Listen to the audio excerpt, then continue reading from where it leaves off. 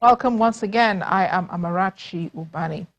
What a time to be in Sri Lanka. Authorities have been working around the clock to find out any and everyone who had a role to play in the bombings that led to the death of scores of people in the capital, Colombo, and have about 70 people now in their custody at the last count. They're looking for 140 others believed to have links with the Islamic State group over the Easter Sunday attacks.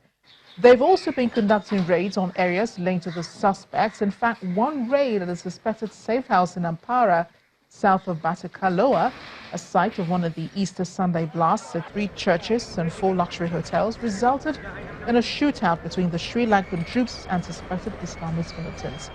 The military said 15 people were killed, 6 of them children.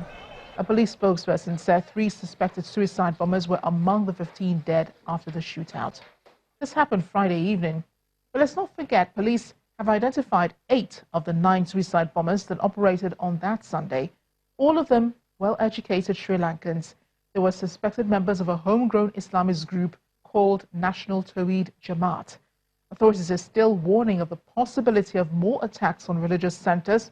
And of course, there are travel advisories from Western countries all over the place, warning citizens to steer clear of Sri Lanka for now. That would definitely hurt the country's main source of income, which is tourism. The Prime Minister, who warned about the danger not being over on Friday, also promised to rebuild the economy, which at the moment is estimated to need at least $1 billion or more. This act of terrorism was carried out by a small group. Most of them and most of the explosives have already been taken into custody. We'll still have to find a small amount. Therefore, the danger is not completely over. Next week, we have to start fixing the economy again. This act of terrorism was a deadly blow to the economy. From the lottery seller to the big businessman, this is a major setback. Tourism industry is affected. The current estimation is that this will cost the country about $1 billion. It could be more. This is a serious situation. We must win that battle as well. As we hold the people of Sri Lanka in our thoughts and prayers, let us not forget, here in Nigeria, we're well aware of the fight against terrorism. The militants have been conducting isolated attacks, and the battle is still very much on. Plus, the pockets of violent attacks around the country, one of the most recent being the killing of 8 boys during a procession of the Boys Brigade on Easter Sunday in Gombe State.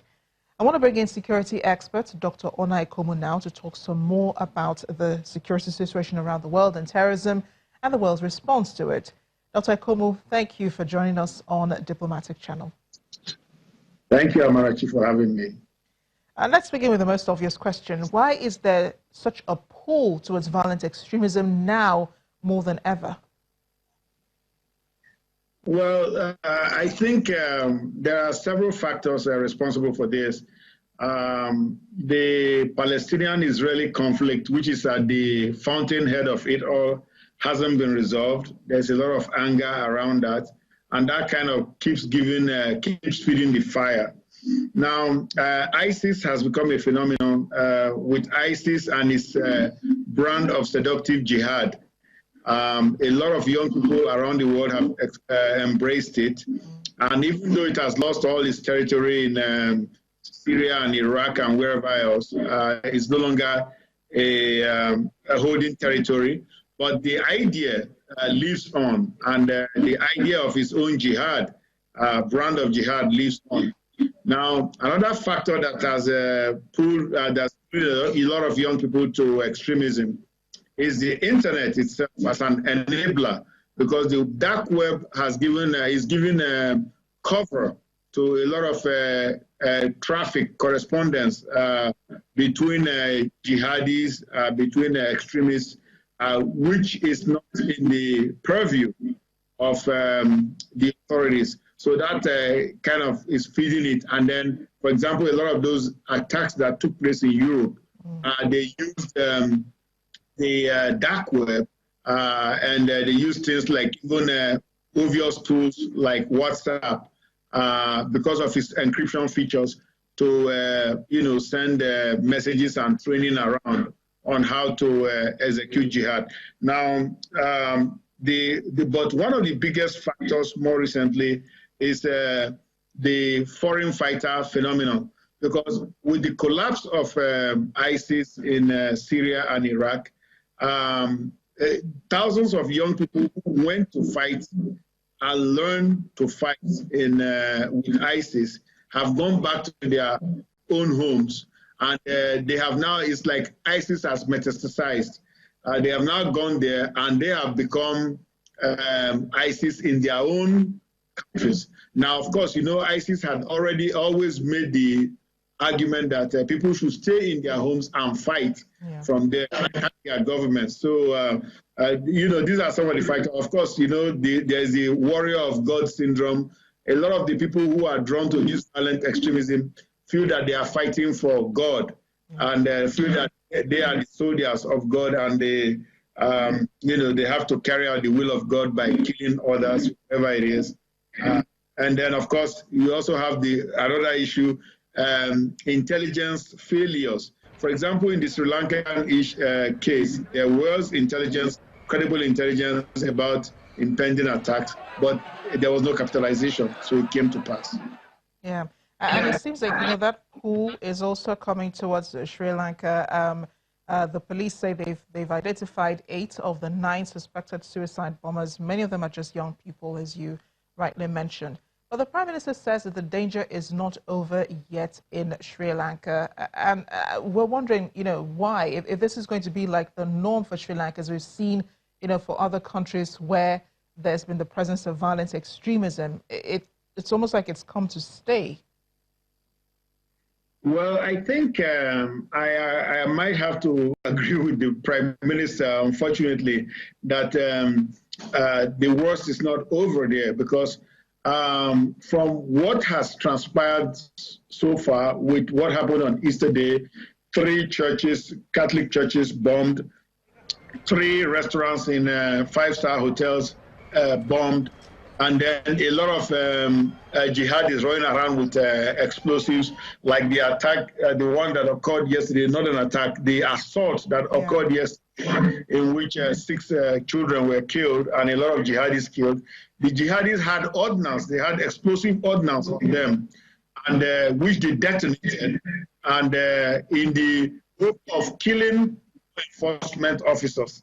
And well, they were killed also, along with whoever else was in their beating zone. That's the attack that happened on the east coast of Sri Lanka. So what I'm saying is, when you have a lot of folks running around with ordnance, explosive ordnance, they can cause a lot of havoc. So I do agree with the Prime Minister that it's not over. But one good thing about the Sri Lankan case is that the authorities, now that they've woken up from their slumber, they seem to be very, very committed to the fight against violent extremism. So that's going to give hope soon that they'll be able to, you know, capture or kill all the people involved in this matter. Yeah, we're seeing how they're tackling this. We're seeing all hands on deck. They've already played the blame game. The president has blamed the prime minister. Prime minister has blamed the Minister of Defense, who I think has resigned. And so when you see the response that they're taking towards this. And if you also look at other countries too, for example, the shooting that took place at the 2 mosques in New Zealand, you see the response to that. And you also see the response that we have here in Nigeria. Yet, you know, we still see a repeat, you know, of these attacks in Nigeria, but it's almost like a one-off in these 2 countries I've mentioned. Sri Lanka, we're hoping this doesn't happen again. In New Zealand, we're hoping it doesn't happen again. But we've seen a continuous barrage of attacks, you know, by these terrorists in Nigeria. Yes, that's quite unfortunate. And even what is more unfortunate is that it's continuing. I mean, I wish we could say that this episode of terrorism in Nigeria is over, but it is not. It's continuing. It's accelerating in certain instances also. In the case of New Zealand, the Prime Minister made very aggressive moves in trying to, you know, change legislation. They captured the shooter. He was put in, he's being tried right now. And, you can see a lot of aggressive action being taken because the lives of citizens have been taken unlawfully by these terrorists. In the case of Sri Lanka, the same thing. Even you have resignations by officers who are apparently top government officials who apparently have failed in their duties. But having said this, the problem in Nigeria is that we always have denial. We have a lot of denial. The last administration, last government, for example, kept saying that, Boko Haram, they are our brothers, they are younger brothers.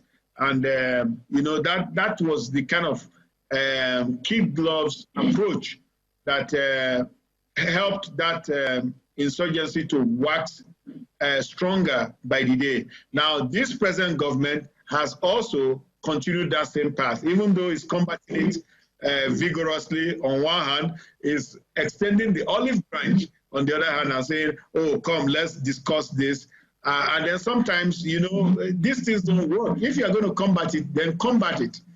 Come out, use a sledgehammer, put the matter to rest. Then the people who are left, you discuss with them, you negotiate with them, you resolve the issues around the dinner, conference table or negotiation table. But you don't blow hot and cold alternately. You can't get up and say, oh, Boko Haram, we will accept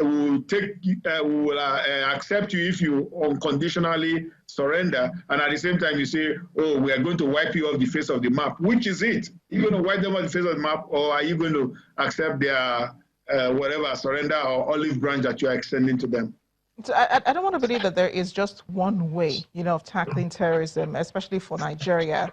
When you look at the country itself, you look at the people and everything, you will see that, there is some difference, between the way that extremists operate here in this country and the way terrorism is also operated by militants across the world, even in Sri Lanka as we speak. But let's talk about the response again of government. I remember that, when the mass shootings took place in the U.S., when Barack Obama was president, there were like 14 mass shootings. He made 14 speeches. Is it important, to see the face of the president, while these attacks are going on? Is it important that, he addresses people and addresses the issues while, as fresh as the attacks come? Well, the president is the father of the nation. And even in our own constitution, Nigerian constitution, is entrenched there in section 2B that the welfare and safety of the citizens is the primary function of government.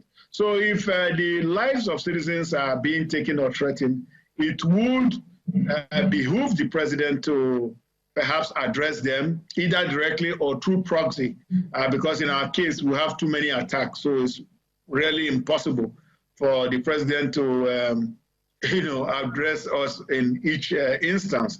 But having said that, I think the level, the quality of empathy, the quality of engagement in the issues, that is really what is at stake here, not necessarily the number of addresses that's made. It's just being able to empathize. Now, let me give you one example. 2,000 Nigerians were killed in Baga by Boko Haram. Now, the president then in Nigeria was sending, because it happened on the same day that the Charlie Hebdo attack happened in France. The president of Nigeria sent condolence to the government of France. Charlie Hebdo attack killed, I think, only 7 persons. They sent condolence to the people in France, but did not talk about 2,000 persons who had been killed in our own country. And so, that's what I mean by the quality of empathy. But you see, sorry, Doctor, you see the same thing happening, with Sri Lanka. The president also sent his condolences to Sri Lanka, despite the Easter attacks that happened in Govt State. Really, Nigerian governments need to understand is that they serve our people, they serve us. They don't serve the international community. I think the quality of empathy is missing, and perhaps also because there is fatigue, there are too many attacks. After a while, you become overwhelmed. You don't know which one to address first, and you kind of just leave everything to God. And I have heard that said before. When attacks occurred and a lot of people were killed, the president says, we leave everything to God. Well, leaving everything to God is what got us here. Thanks again for speaking with us, Dr. Ikomo, and have a wonderful day. Thank you very much.